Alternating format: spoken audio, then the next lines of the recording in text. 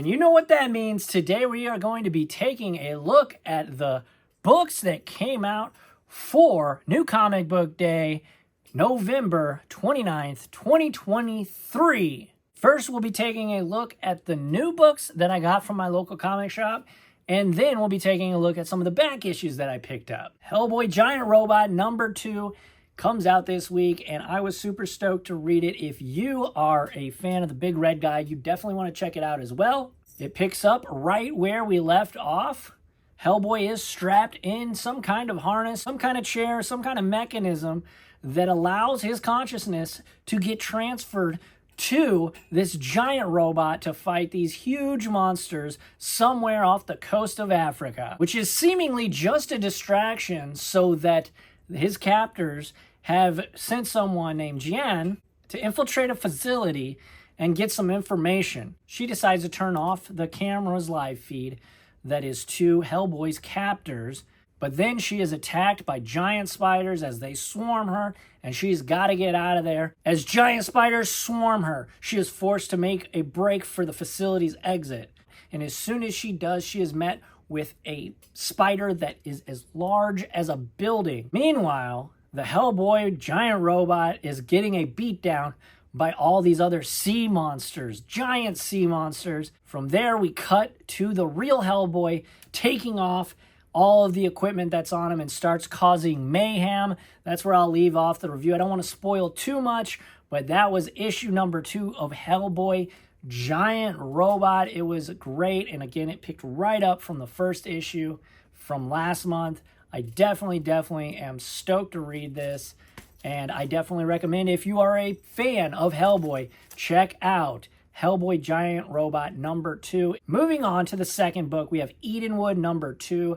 Now, as for a review, I haven't yet read this book, but the first one, the first issue, I did read and I enjoyed.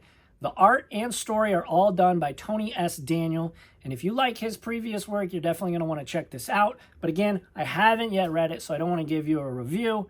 But again, if you checked it out, check this one out as well. Next up, the final book of the week that is a new book. We have Amazing Spider-Man Gang War First Strike, and this is by Zeb Wells and not John Romita Jr. I know a lot of people have been upset with Wells and Romita. Wells being that this story previously is kind of convoluted, and I actually stopped reading it at issue 12. I'm picking this book up, first Amazing Spider-Man I've picked up since issue 12, and overall, I do believe this is a strong showing and gives me hope that Gang War will be a pretty fun read. Getting into the plot, though, we start with a ton of leaders of all the big gangs of New York in a room with Janice Lincoln, a.k.a. the Beetle. And she walks in and says she wants her father's seat at the table when Hammerhead says, in order for that to happen, she has to kill Randy Robinson. Yes, the same Randy Robinson that she was about to marry, and then the crap hit the fan. Basically, they were at the altar, and it went all crazy. But Hammerhead says in order for her to get her father's seat, she has to kill Randy Robertson. So she says as she walks out the door, give me 24 hours. While I'm gone, don't touch my seat. From there, we see Miles and Peter taking down Slide. Afterwards, Miles absolutely lays into Peter Parker about where he's been and why he hasn't been around. As he swings away, he says, remember, with great power comes great responsibility. I absolutely love the fact that he said that to him. Just kind of a real kick in the teeth straight to Peter. We then cut to Mayor Luke Cage talking on the phone with Randy about all the protests against the anti-hero laws that were passed when Kingpin was in charge and the mayor of New York. Randy looks out a window overlooking a massive protest, and immediately after they hang up, Beetle comes in and starts beating him, choking him, and she starts her assault on Randy. She even says, poor little Randy almost married a thug, a murderer like my father. That's what you think, isn't it? As she's choking the life out of him, he says, no, but I'm sure whoever sent you does. This strikes a real chord with her. She kind of snaps out of it. She pulls her mask off and begins to cry. And at that moment is when a bunch of armed mercenaries seemingly come in and start shooting at Randy. And that's about as much as I'm going to say for this book because it is an excellent read. Just know it gets even more wild after that. But that's all for the books this week for the new books. So next up, I'm going to talk to you about some of the back issues that I picked up, and just a heads up, these are all in print and ongoing stories. So first up, we have Hellboy issue number 1. I saw that Hellboy issue number 2 of the Giant Robot series was on sale. I love Hellboy, and I wanted to check this out. It's a super fun, super action-packed issue. So for a quick review, it shows Hellboy getting kidnapped and strapped in a machine that controls the giant robot. And in much like the second issue, it is fun, energetic, and it is a fast read. I mean, literally probably 4 to 6 minutes total. So I definitely recommend if you are a Hellboy fan. And last but certainly not least, we have Wonder Woman by Tom King, 1 through 3. This is an ongoing stories, and I am super excited. Based on other books that Tom King has written, things like The War of Riddles and Jokes, Swamp Thing, Winter Special, and of course, Mr. Miracle. I was super intrigued by this series. I wanted to pick them up.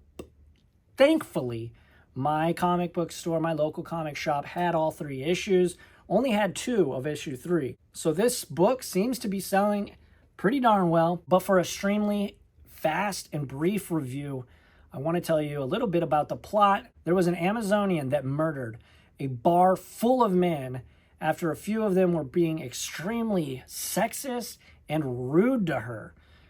The fallout from that was Amazon Safety Act. It was a new law in the United States that banned all Amazonians, and they all had to go back to Amazon. Let's just say Wonder Woman didn't like the new law after a different Amazonian was killed by a task force led by Sergeant Steele. She refused to leave America. And in the second issue, there was an awesome battle between Wonder Woman and basically a battalion of soldiers led by Sergeant Steele, and she was beating people up. She was cutting their guns in half with her tiara, and she even picked up a tank and slammed it onto the ground. It was an awesome issue. All 3 issues are awesome. This is very political. Much like a lot of Tom King's work, it deals with very realistic subject matter. He's just using these characters as vehicles to tell a very important message. The series thus far is excellent. I'm really considering, once this first arc finishes up, I'm going to make a video just about this series once I get the trade. So if you want to see that, make sure to like and comment down below if you want to see me make one of those. But yeah, this is definitely a political book, delving into some pretty deep political themes straight from the first issue. It's definitely asking some serious questions about national security and if the means always justify the ends.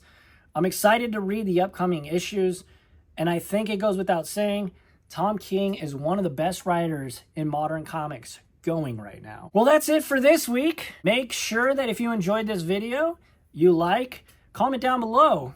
Do you like what I'm picking up? What are you liking? What are you reading right now? Let me know. I would love to chop it up with you in the comments section. And of course, subscribe if you want to see more content like this. I'm Alex. This is Graphic Novel Collector, and I will catch you all on the flippy flop. Adios.